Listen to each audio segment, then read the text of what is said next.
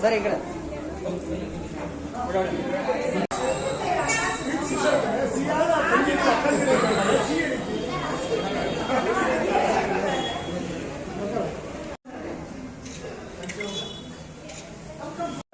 Sir, ಇವತ್ತು ಈ ಒಂದು ಸಂಭ್ರಮ ನೋಡಿದ್ರೆ ಏನು ಯಾವ ತರ ಸಂಭ್ರಮ ಇದು ಅನ್ನೋ ಒಂದು ಆಶ್ಚರ್ಯ ಆಗ್ತಾ ಇದೆ. ಅನೇಕ ಸಾರಿ ಜನ್ಮದಿನ ಆಚರಣೆ ಜಾಸ್ತಿ ಮಾಡಲ್ಲ. ನನ್ನ ಹಿತೈಷಿಗಳು, ನನ್ನ ಬಂಧುಗಳು, ಅಭಿಮಾನಿಗಳು ಮಾಡ್ತಾರೆ. ಎಲ್ಲದಕ್ಕಿಂತ ಮೇಲೆ ನಾವು ಚಾಮರಾಜಪೇಟೆಯಲ್ಲಿ ಹುಟ್ಟಿರೋದೇ ಒಂದು ಇದು ಪುಣ್ಯಭೂಮಿ. ಆಮೇಲೆ ಎಲ್ಲ ವೇದಿಕೆಯಲ್ಲಿ ಹೇಳಿದಂಗೆ ಇದು ನಮ್ಮ ಪುಣ್ಯಭೂಮಿ, ಜನ್ಮಭೂಮಿ, ಕರ್ಮಭೂಮಿ. ನಾನಿವತ್ತು ಈ ಮಟ್ಟಕ್ಕೆ ಬರ್ತೀನಿ ಅಂದರೆ ನನ್ನ ಜೊತೆಲಿ ಇರ್ತಕ್ಕಂಥ ಎಲ್ಲ ಸ್ನೇಹಿತರು, ಯುವಕರ ಬಂಧುಗಳು ಮತ್ತು ನಮ್ಮ ಕುಟುಂಬದವರು ಅವರಿಂದ ನಾನು ಈ ಮಟ್ಟಕ್ಕೆ ಬಂದು ಬೆಳೆದಿದ್ದೀನಿ. ಮುಖ್ಯವಾಗಿ ನಮ್ಮ ಚಾಮರಾಜಪೇಟೆಯ ಜನಪ್ರಿಯ ಶಾಸಕರು, ನನ್ನ ಪ್ರೀತಿಯ ಅಣ್ಣ, ಅವರಿಗೆ ನಾನು ತಂದೆ ಸ್ಥಾನದಲ್ಲಿ ನಮ್ಮ ಜಮೀರಣ್ಣವರು ನಮ್ಮ ಮಗನಾಗಿ ನನ್ನ ಪ್ರೀತಿಸ್ತಾರೆ. ಅವರ ಆಶೀರ್ವಾದದಲ್ಲಿ ಹುಟ್ಟುಹಬ್ಬ ಆಚರಿಸ್ಕೊತಾ ಇದ್ದೀವಿ. ಜೊತೆಗೆ ನಮ್ಮ ಕ್ಷೇತ್ರದಲ್ಲಿ ಇರ್ತಕ್ಕಂಥ ಎಲ್ಲ ನಾಗರಿಕ ಬಂಧುಗಳು ನನಗೆ ಆಶೀರ್ವಾದನ ಮಾಡ್ತಾ ಇರ್ತಾರೆ.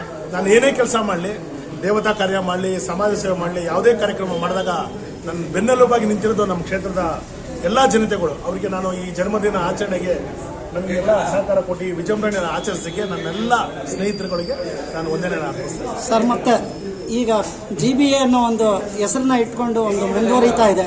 ಮುಂದಿನ ತಿಂಗಳು, ಆಚೆ ತಿಂಗಳು ಅಂತ ಇದೆ. ನಾನು ಈ ಭಾಗದಲ್ಲಿ ಚಾಮರಾಜಪೇಟೆ ಬ್ಲಾಕ್ ಅಧ್ಯಕ್ಷನಾಗಿ ಸೇವೆ ಸಲ್ಲಿಸ್ತಾ ಇದ್ದೀನಿ. ಪಕ್ಷದ ತೀರ್ಮಾನಗಳು ಇರ್ತದೆ. ಮತ್ತೆ ನಮ್ಗೆಲ್ಲರಿಗಿನ ಮೇಯನ್ನು ಬಂದು ನಮ್ಮ ಹೈಕಮಾಂಡ್, ನಮ್ಮ ಜಮೀರಣ್ಣ ಅವ್ರು ಏನು ತೀರ್ಮಾನ ತಗೊಳ್ತಾರೆ, ಅವ್ರು ಏನು ಆಶೀರ್ವಾದ ಮಾಡ್ತಾರೆ. ಜನಗಳಲ್ಲಿ ಒಂದು ಮಾತಿದೆ, ವಿನಾಯಕ್ ಅವರು ಈ ಸಲ ಕೌನ್ಸಿಲರ್ ಆಗಬೇಕು, ವಿನಾಯಕ್ ಅವ್ರಿಗೆ ಒಂದು ಅವಕಾಶ ಕೊಡಬೇಕು ಅಂತ. ನಾನು ರಾಜಕೀಯವಾಗಿ 35 ವರ್ಷದಿಂದ ಒಂದೇ ಪಕ್ಷದಲ್ಲಿ ನಿರಂತರವಾಗಿ ನಾನು ಸೇವೆಯನ್ನು ಮಾಡ್ಕೊಂಡು ಬರ್ತಾ ಇದ್ದೀನಿ. ಅದು ನಮ್ಮ ಯಜಮಾನರು ಜಮೀನವರು ಗೊತ್ತಿದೆ. ಮತ್ತೆ ಜನಗಳು ಹೇಳೋದು ಒಂದೇ ಅಂದರೆ, ಒಂದು ಅವಕಾಶ ಯುವಕರು ಕೊಡಿ, ವಿನಾಯಕ್ ಅವ್ರು ಕೊಡಿ, ಒಳ್ಳೆ ಸೇವೆ ಮಾಡ್ತಾರೆ, ಒಳ್ಳೆ ಕನ್ಸಿನ್ ಕಟ್ಕೊಂಡಿದ್ದಾರೆ. ಕೋವಿಡಿಂದ ನಾನು ಮುಂಚೆ 94ರಿಂದ ನಾನು ಸೇವೆ ಮಾಡ್ಕೊಂಡು ಬಂದ ಇದ್ದೀನಿ. 4 ಸರಿ ನನಗೆ ರಾಷ್ಟ್ರೀಯ ಪ್ರಶಸ್ತಿ ಬಂದಿದೆ, ನ್ಯಾಷನಲ್ ಅವಾರ್ಡು. ಹೋದ ವರ್ಷ ನನಗೆ ನಾವು ಮಾಡ್ತಕ್ಕಂಥ ಸೇವೆಯನ್ನು ಗುರುತಿಸಿ ದುಬೈ ಸರ್ಕಾರದವ್ರು ನನಗೆ ಸನ್ಮಾನ ಮಾಡಿ ಪ್ರಶಸ್ತಿನ ಕೊಟ್ಟರು. ಅದು ನನಗೊಂದು ಭಾಳ ಖುಷಿಯಾಗಿ. ಇದಕ್ಕೆಲ್ಲ ಕಾರಣ ಬಂದು ಇಲ್ಲಿ ನನ್ನ ಜೊತೆಲಿ ನಿಂತಿರೋಕ್ಕಂಥ ಎಲ್ಲ ನನ್ನ ಅಣ್ಣ ತಮ್ಮದಿರು, ನನ್ನ ಸ್ನೇಹಿತರುಗಳು. ಯಾಕಂದರೆ ನಾನು ಸ್ನೇಹಿತರಾಗಿ ನಾನು ನೋಡೇ ಇಲ್ಲ, ನನ್ನ ಜೀವನದಲ್ಲಿ ನಾನು ಸ್ನೇಹಿತರಾಗಿ ನೋಡಿಲ್ಲ. ಎಲ್ಲರೂ ಅಣ್ಣ ತಮ್ಮಂತರ ಭಾವನೆಯಲ್ಲೇ ನಾನು ಬದುಕ್ತಾ ಇದ್ದೀನಿ. ನಾನು ಇರೋವರೆಗೂ ಈ ಕ್ಷೇತ್ರದ ಸೇವೆ ಮಾಡ್ಕೊಂಡು ಹೋಗ್ತೀನಿ.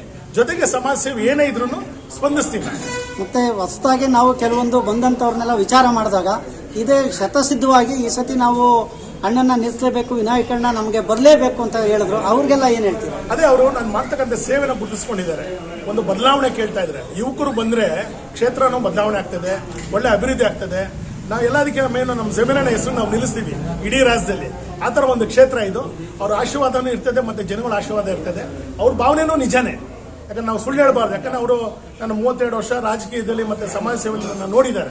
ನಮ್ಮ ಚಾಮರಾಜಪೇಟೆಯ ಬ್ಲಾಕ್ ಪ್ರೆಸಿಡೆಂಟ್ ಆದ ನಮ್ಮ ಜಮೀರಣ್ಣಗೆ 2 ಕಣ್ಣು, ಒಂದು ವಿನಾಯಕಣ್ಣ, ಇನ್ನೊಂದು ಗೋಸಿಯಣ್ಣ.